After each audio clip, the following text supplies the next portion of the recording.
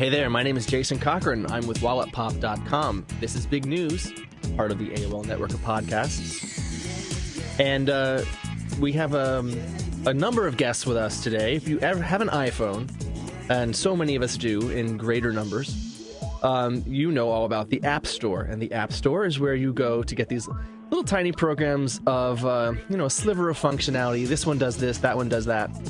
These guys who we're talking to today have, they've become millionaires, essentially, off of 99 cents each. 99 cents at a time. It built up and built up. They each had a killer app, the app that everybody has wanted, right at the top of the charts for many months. And I'm going to introduce you to them both. But first, we have in the studio with us a guy named Michael Rose. He is with TUAW, which, again, the Apple Mac people and the iPhone people will probably know. Michael, hello. What is TUAW? Thanks for having me here, Jason. TUAW is the unofficial Apple weblog. It's Weblogs Inc. and AOL's Apple enthusiast site, and we do review iPhone apps and Mac apps and look at the entire Apple customer landscape. Okay. So now everyone's wondering, what apps are we talking about? What are these exciting $1 million apps? One of them is called Pocket God, and I'll have each creator describe them in turn. Pocket God, it's Dave. Hey, Dave. Hey, what's up, Jason? Thanks for having me. And Dave, your last name I'm going to have trouble with. Castelnuovo. And he works for Bolt Creative, which created Pocket God. And then Joel Comm is responsible for, are you ready for it? iFart.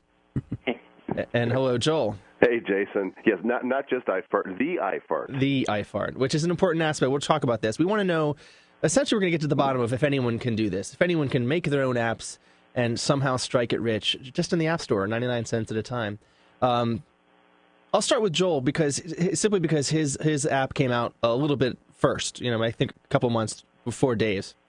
What is iFart? iFart is a fart machine, essentially. Is that a good way to describe it? There you go. I mean, there's the definition. Yeah, it's a fart machine with some added functionality features and a unique style to it. Yeah, I mean, fart machines have been around for a long time. I remember having a little handheld battery one I bought at Spencer's back in the 80s. So you just were one of the many people, I guess, who brought it to the iPhone. Yeah, well, we were we submitted it in fall of last year, and it was on December 12th of 2008 that Apple finally decided to change their terms of service and allow it. And there was 4 of us that were approved on day one, and it was just a few days later that we managed to guerrilla market our way to the top. And I read somewhere that on Christmas Day of 2008, you sold nearly 28,000 at 99 cents apiece. It was actually 39,000. It was an over one day. Christmas explosion, I believe, is how TechCrunch worded it.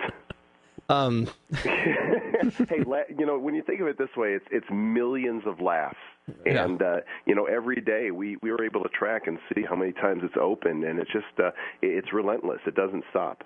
Well, now, how do you manage to go out in a pack with 3 other competitors and then get on top? Really some clever marketing is what did it in this case, and eventually I'm going to tell the whole story. I'm thinking of writing a book called I Farted and Came Out Smelling Like a Rose. That's very classy. I mean, you're going high road. I like that. That's got Oprah written all over it.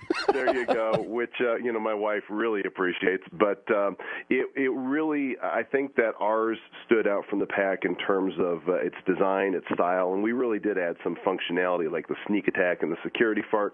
But, when you're marketing an app, I think one of the tricks is to find a story within the app, centered around the app, that is not the app itself, because, as I'm sure Michael would concur, that so much of what is written about in blogs and in the media is really about the story. And the story in this case was publishing our sales to rank figures, because nobody had done that up to that point. And as I blogged about those figures, those in the blogosphere and the media began to pick up on that, because it was a story in itself, which then subsequently drove more sales, and the rest is history. Now, Josh, that at this point, I think we're looking at something over 500 to 1,000 fart apps in the store. Do you feel do you feel responsible for the downfall of Western? Or sorry, Joel, do you feel responsible for the downfall of Western civilization in any way, or it's all my fault? No, you have Apple to blame. I mean, initially they rejected one of our competitors' apps. It's kind of funny because the day that story broke, pun fully intended, was the day we were getting ready to submit ours, and we decided to not do it. Because we thought it would be rejected, and finally I said, you know what, doesn't hurt to put it in there. And we were so surprised when instead of declining it, they said in review. And we thought, wow, this must mean that it's going up to the VP level. Steve Jobs is probably deciding whether or not to put iFarts in the store. You got in by a squeaker, if you'll pardon the expression. Hey, don't be cheeky. Sorry. Well, it was number one for 23 days. It lingered there quite a... Oh man. All right. Well, quickly, before the stench of bad humor fills the room, let's jump over to Dave so we can ask a little bit about what his app is. And I actually own this app, and it's one of my favorites. It's Pocket God, which is not actually a picture of a big bearded guy on your iPhone. It's a little bit different from that, but tell us about it, Dave. Yeah, it's actually a fun app. We created it back in January. It was actually released January 3rd. And you basically have these cute little characters, and you can fully enjoy torturing them in very humorous manners. You can burn them, electrocute them, bury them alive. They come back as zombies, all kinds of stuff. And we update it like crazy. We just submitted our 29th update last night. We were up till 3 o'clock in the morning doing that. And we just constantly, give people new content, and I think that's, one of the things that people really appreciate about the application. Yeah, it's interesting because you charge people 99 cents for yours, and then, every few weeks there'll be another update. You'll just say, oh, today we're going to let you make them into zombies for a little. I kind of love that, but you don't charge any more for the new updates, or at least you haven't up until now. Well, it's a very interesting model. Well, I think like Joel said, you have to come up with a good story, I think, in order to get attention. And, when we first released it, we went on a site called Touch Arcade, and a couple people were kind of, bad-mouthing both creative and saying, these guys, we don't think they're good developers. We don't think that they're going to support it. And from that point on, I'm like, hey, this is an opportunity. Let's try and, turn these guys around. If we can turn them around and get them to be advocates for us, then they'll spread the word of mouth, and we'll get some traction. And so what we did was just decided to work our butt off, basically, and, just prove them wrong. So we promised weekly updates for the first, couple. Of course, we ended up doing an update every single week for 14 full updates. And then finally, Apple rejected one of our updates because we used a picture of an iPhone as one of the buttons. But if they hadn't have done that, we probably would have been dead because that weekly update cycle is just completely not maintainable. Yeah, I mean, I was wondering how you make any money updating every week but not charging more money for it. Well, I mean, we're sold a lot. We are about 1.6 million right now. Oh, is that all? Yeah, it's all, yeah. And we're starting to sell downloadable content. So, we were up in the rankings for a while. We were number one for the complete month of March. Actually, there was a day in there where NCAA basketball app beat us out. But we were in the top 5 and top 10 for a period of 5 to 6 months. Finally, as our sales started to decline, we started offering downloadable content. So people can take the T-Rex and give them prison stripes, or, take the volcano and turn it into Santa's workshop, which we're going to do for a downloadable content pack for Christmas. So our hardcore fans really love that, and that helps us fund the development of our free updates. I just want to say congratulations, Dave. I mean, Pocket God was brilliant. You guys really deserve the success you've got. Perhaps a future update would contain a joint venture with iFart, where your little citizens could have some of the iFart content. We can find a way to cross-promote. That'd be kind of funny. They actually have idols right now where they fart, where they pass gas. Great stuff. Sit there and they crank out a little side fart. I feel like I'm present at a historic moment here. This is like Khrushchev and Nixon. I was going to ask Dave. You mentioned downloadable content, and for the folks listening who don't necessarily know what that is in the App Store, this is a change to Apple's policy. If I understand you, that now you're able to take little additional features for your application and sell them separately. Right. So go ahead. I was just going to. So what do you have in the mix for that opportunity there? Well, we jumped on it about 2 or 3 months after they allowed you to do that, and so the whole thing is that within a game, you can offer your game for a low price point and then charge for extra levels, maybe do like a subscription model thing or charge for consumables like food for your character or gifts that you can, give your guys. And so what we did was we tried to figure out a way that we could utilize it but not burn our fans, because our whole story has always been, we want to give you a lot of value. We want to have fun with the development, and if you don't want to put the original 99 cents, you just get like a bunch of updates for free. And so that part of it hasn't changed. We still allow all the interactive content, and all the interactive content is still for free from here on out until we stop developing on it. But we give you the ability to do skins. And so, a typical skin pack might be 99 cents, and the first one we did had like 6 different versions of the T-Rex, and then an optional 6 different tattoos or 6 different hats that you could put on them. The Halloween one that we did, instead of just taking one object, we took 13 different objects in the game, and we did Halloween versions of it. Like we did a skeleton bird, we did a skeleton fish, we did a big demon-looking volcano, things like that, like the evil bat statue. And then we're going to do the same thing for Christmas. So from now on, with every free update, which you'll get a lot of free interactive content, there will also be an optional skin pack that you can then customize your islands and customize the things in your world. Now, everybody here has raised one issue, but I want to touch on, and that is the obstacle of Apple itself. It's sort of like going to see the wizard. You're not always really sure what the wizard is thinking behind the curtain and why he's as capricious as he is. The way you guys are talking about Apple and the mysterious ways it operates makes me think that your average person might not be able to do what you guys have done. I mean, should this be something... Would this be a process that's so Byzantine that the average businessman should fear it? I'm not a programmer. I can't code my way out of a paper bag, but fortunately we've got developers that know what they're doing and are able to understand the terms of service.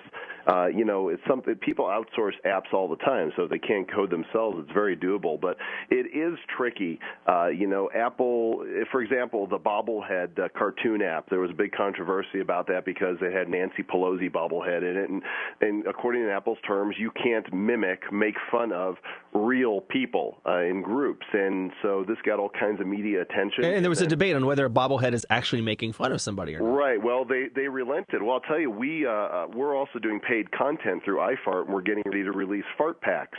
And we had submitted 3 fart packs of 10 new real original. We actually had somebody record these.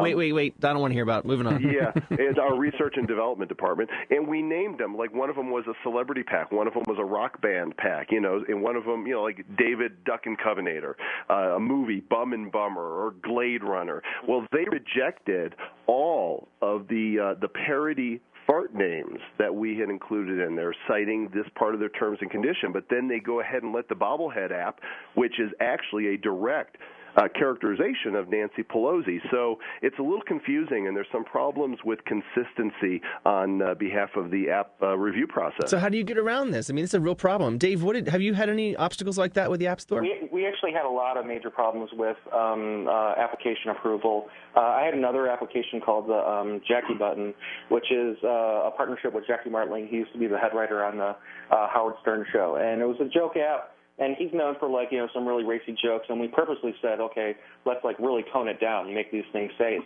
Well, it took 4 different iterations in order to get the app through, And the problem is that Apple believes that they shouldn't be, when they reject something based on content, that they shouldn't be helping you to design your application. So instead of giving you possibly information that can help you change it to adhere to those standards, they basically say, no, if we give you any information, that'll basically be us designing your app for you, so we'll give you no information. So it really is like seeing the wizard. You just don't know. Yeah. It is. Yeah, you just have to try it. You just have to keep on going. ADD from IUGO, that took 4 months in order to get through the approval process, I don't know if you guys, a lot of the apps are rejected on the basis of minimal user functionality. And we recently submitted an app called the Ka-ching button. It's kind of like an easy button, similar to tons of different buttons that are in the store, only it's green with a $sign. You press it, and it gives you, this sound. And Apple rejected it based on minimal user functionality, and I've actually made a 3-minute video directed to Steve Jobs himself. If you'll go to my blog at joelcomm.com. That's with 2 M's, so everyone knows. 2 M's. joelcomm.com. search Steve Jobs and you'll see the article with the video on it. It's rather humorous, but it makes the point because it shows in the video some of the other apps that have extremely minimal user functionality, including one of them that's called Knock on Wood. It's a picture of a piece of wood, and you tap it and you hear knock, knock, knock. That's it. And, I would submit to Apple that there's inconsistency. And, even though this is a joke app and it's a novelty, and yes, it doesn't take long to develop something like this, if they're going to let an app like Knock on Wood or the objection button, which all it says is objection, then why not allow the ka-ching button? Well, if they allowed iFart. Yeah, well, iFart did have a lot of functionality to it for an app like that. I figured the creator of iFart would say that. Hey, you've got Fart a friend. I don't need a machine to make a fart, let me tell you. You've got I have a dog. Fart, you've got I'm feeling lucky. So, there's all this functionality in it, he said tongue-in-cheek. But, Apple needs to be consistent, and I wish they would just be a little more transparent, even to make a video that would say, hey, guys, come on into the factory. Look, here's our reviewers. Here's what happens when your app comes in. Here's what we're looking for. And to show us, here's how long it's expected to take. I mean, we've had apps sit for weeks and months before. Michael, what do you think of all this? Well, it's interesting because people may have spotted in the business and the tech press over the past couple of days or a couple of weeks, there have been a number of very high-profile issues with developers basically saying that they're taking their balls and going home. The developer of the Facebook app, which is the most popular social networking app on the store, publicly announced that he wasn't going to be working on the iPhone platform anymore. The developers of Airfoil, which allows you to route sound from your computer to your iPhone, have said that they're fed up and they're not doing it anymore. And all of these are around exactly the problem the guys are describing: the lack of transparency, the black box of sending in your app, not knowing what's going to happen to it, and maybe waiting weeks or months for any feedback. And I'm interested. Joel's given some of his some information about what he thinks the changes should be. And I'm wondering, Dave, do you feel the same way that the solution is more transparency, or would you rather just see it as a Wild West, wide open approval process? Well, I think Apple's in a weird middle spot, right? They're basically on one side they have to compete with platforms that are completely open, like the internet. And then on the other side, they have platforms that are completely closed, like way more closed than what Apple has, like Nintendo, PlayStation, et cetera, right? So I think they're in a tough spot. I think they have some scalability issues. But I think transparency would definitely help. Joel was talking about inconsistency, and actually you can even have inconsistency on the same application. When we first got our first approval, our approval rejection letter, we actually had the thing that they rejected in there for like 4 previous updates. So, just for whatever reason, they didn't think it was a big deal. Then it went to somebody that, wanted to, I guess, stake their claim, and they rejected us, You've been seeing that a lot, and I think that was in part with the recent Rogue Amoeba story. They had Apple product icons in the first version of their app. They would show the picture of the computer that you were connected to, a picture of a Mac. In the 1.0 version, they submitted a bug fix, 1.0.1, and they were told you can't have these images. And their immediate reaction was, well, but it was okay. We had it before. And I think that's basically Phil Schiller, who's the VP at Apple, who's sort of the cop of the App Store, has said in that particular instance, there was a policy change. They realized they were letting too much stuff through. There was a memo. Everybody was trying to toe the line. And unfortunately, you have situations where people just get shut out. Guys, I want to bring this back a little bit to what the average person can consider a career option for them. Is it possible for, Joel, you had said people can outsource their ideas for an app to an app designer. First of all, how would they find an app designer? Second of all, how much might that cost them? And third of all, is this negotiation process with Apple so difficult that it's unlikely they're going to make any money in the end? I don't think it's difficult to get one done. I mean, a place like elance.com is a simple place to find developers. We found we do all our high-level development in-house, but if we want to do a quickie app like the ka-ching button, we outsource that to Russia. I think I got it done for $200. There was just nothing to it. Now it's more about once you've got an app that is usable and functional and hopefully different from what everybody else is doing. I mean, that's why none of the other iFarts could succeed, because we already dominated the space. and people were jumping on board because they thought this is a hot thing. But nobody else made any money doing that. Only we did. I think the key then comes down to marketing. Inventors don't make money. Marketers do. You have to know how to present your product, your service to the market in a unique and interesting way. And you really have to be in the top 100 at some point to really make any money. And this is because people discover you on that list of top 100s and they download you too. Right. If you're not in the top 100, at least if you're not in the top 100 in your category, you're not making any money. But at some point, you've got to hit the top 100 overall to make some serious money. Well, how do you find a developer if you're not one? Well, like I say, Elance is a great place to do it. And you just, Elance works much like eBay with a feedback system. So you look for developers that have established themselves, have good feedback ratings and reviews, and then open up, a discussion with them to see if they're able to do what you want to do. And then once you've got it done, then you're responsible for trying to keep it up in the rankings, going on Facebook, Twitter, making sure that your app is its name is sort of out there as much as possible. Yeah, and don't copy what other people are doing. I mean, every now and then you'll find a Me Too that does okay, but for the most part, there's enough ideas out there that haven't been created yet. Go for it. Yeah, Dave, how much money did you think you were going to make off this? I don't think you probably didn't estimate that 1.6 million copies would be sold. No, our strategy since the beginning was to just do stepping stones, where we would start out small, we would get experience getting something out there, get a read for the audience and what they were interested in, and then take the results of the engine for that application and turn it into a more complicated app. So Pocket Guide was originally only supposed to give us an animation engine and some slight AI improvements that we would then roll into a traditional game. So we actually didn't really we expected it to do better than our previous apps, but we didn't expect it to blow up to be this big. No, neither one we're talking about here. You can't win or lose either of your apps, which I think is significant. I know that something like 17% of the things downloaded from the App Store are games. These aren't technically games, or are they? Well, we have game-like components of Pocket Guide. Yeah, you do, yeah. Challenges but you can't lose, really, Right, you can't lose. It's just an experience. And I think it tells you what the audience is like for iPhones. It's not the traditional game-playing audience that you'd find on the Nintendo DS or the PSP. It's people that want something a quick break, something they can whip out of the bar and show somebody and laugh, have a quick joke. And I think people are more. They're not really impressed with traditional high game production values. I think they want an idea, a concept, like a fart or cute characters that you kill that are funny. I think that's where it kind of really wins over the mass audience. And there's also a lot of people out there who are looking for very small pieces of functionality. Go back to what we were talking about at the top of the show. You're looking at an audience that is roaming around with these devices in their pockets or pulling them out just for a second. What can you give them in that brief interaction with the device, in that 15 seconds, 30 seconds? It doesn't have to be rocket science. It has to be, at the very least, games and entertainment are the most popular categories. Look at the moron test. The success of the moron test tells me everything I need to know. People are looking for a novelty, a prank they can play on a friend, something they could take out and play with quickly.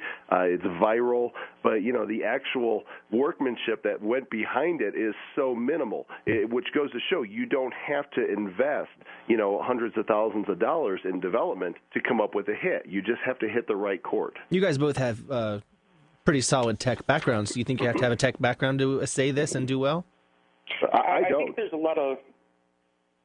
I think there's a lot of luck to it. I think we happen to have advantage that we have been in the industry for a really long time, right? But I truly think the success of Pocket Guide was we just happened to pick the right idea at the right time, and we just implemented it in a way that that people reacted with it, And so I think anybody out there, regardless of their skill level or their experience, they can find another developer in order to make an app. But I think in a certain sense, everybody has a chance of hitting it.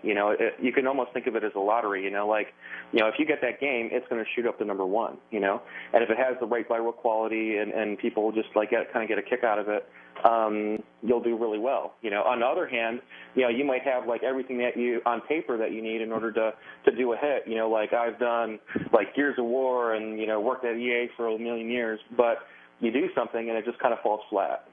So I think anybody that's thinking about getting into the App Store, I think personally that it's still one of the best places to to hit it big. The alternatives are what? Like either the market's too small, like in the case of like digital downloads for DS or PSP Go, or you have a huge discovery problem in the case of doing your own PC game or doing your own internet content, right?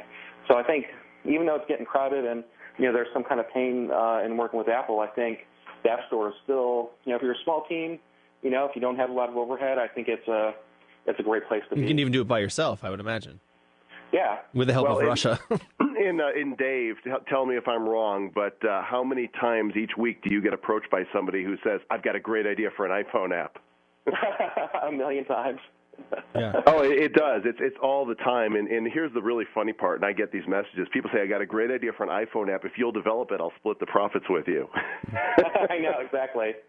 Gee, thanks. Well, I mean, I think you have to, people do have to know that that's not going to fly, right? Like, you have to bring value. And you either bring value in terms of money or you bring value in terms of, a real creative vision, not just an idea on paper, but like, art assets or direction, or you have someone that can produce something, right? You're not just going to come up with an idea and say, hey, I'm going to go to this guy who's made iFart, who's making $1 million already, and then I'm going to give him my idea that he's now going to split with me. You know? Right. Well, we see that a lot. People sort of want the easy fix when it comes to getting rich quick. Right. You have to put a little bit of elbow grease into it. But how much? What percentage does Apple take for each one sold? 30%. Wow. Well, see, that's pretty heavy. Yeah. Oh, but then again, they're their distribution channel. You wouldn't, Yeah, I mean, you compare right. you compare that it's the to iTunes store, and if you think about it, there's 100,000 apps now. Okay, so we had our first app, which is iVote, out with the first 500 apps when the store first opened. There's 100,000 apps now. That's still nothing. When you consider one of my websites I developed in '95, it was one of the first 25,000 websites in the world. Well, look how many websites there are now. I mean, millions and billions of web pages. Imagine the iTunes App Store 10 years from now. How many millions of apps are there going to be? And it's going to get tougher, but, now is a good time to go ahead and get yourself embedded, in that place. If you're thinking about doing it, I wouldn't wait. Yep. Then again, if I was really smart, I would say, no, everybody head for the hills, don't develop, and just me and Dave are going to make apps. Yeah, you guys are going to make the pocket gods be a little bit more flatulent in the future. That's right. Well, yeah, 2 billion apps have been sold. It bears mentioning, and that's in, about less than 2 years. 2 billion downloaded. Well, not sold. Downloaded. That's right. Downloaded, because many of them are free. You guys have just made the choice of charging for them.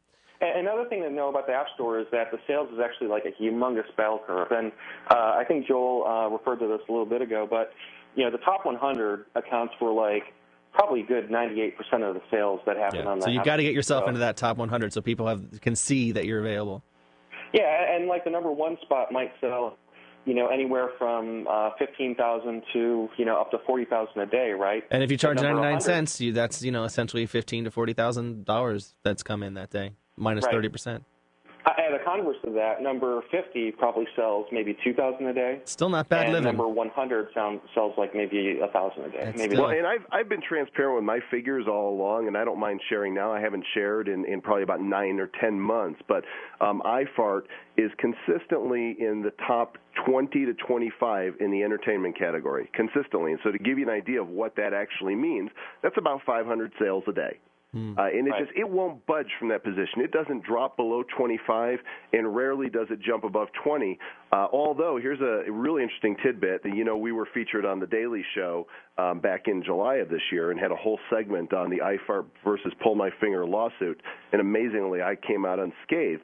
But as a result of being on The Daily Show, our sales doubled the next day. You'd think they would be more. Now, just a couple weeks ago, we were on the CBS Sunday Morning Show. I don't know if you guys saw the clip, but they did a 6-minute clip on the whole application, not just for iPhone, but apps for all mobile devices. And they showed iFart for about 10 seconds, and our sales almost tripled. Now, the CBS News Sunday Morning, you wouldn't think that they're big, fans of farting, but it's get on NPR and it'll be a gas.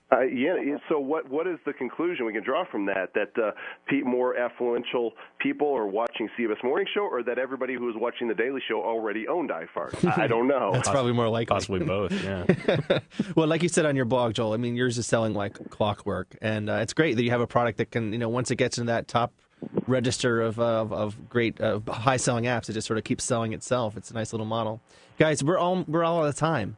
But I think you've probably given people some really good ideas and made it a little bit less of a. You've demystified the process of creating an app and hopefully getting rich real quick.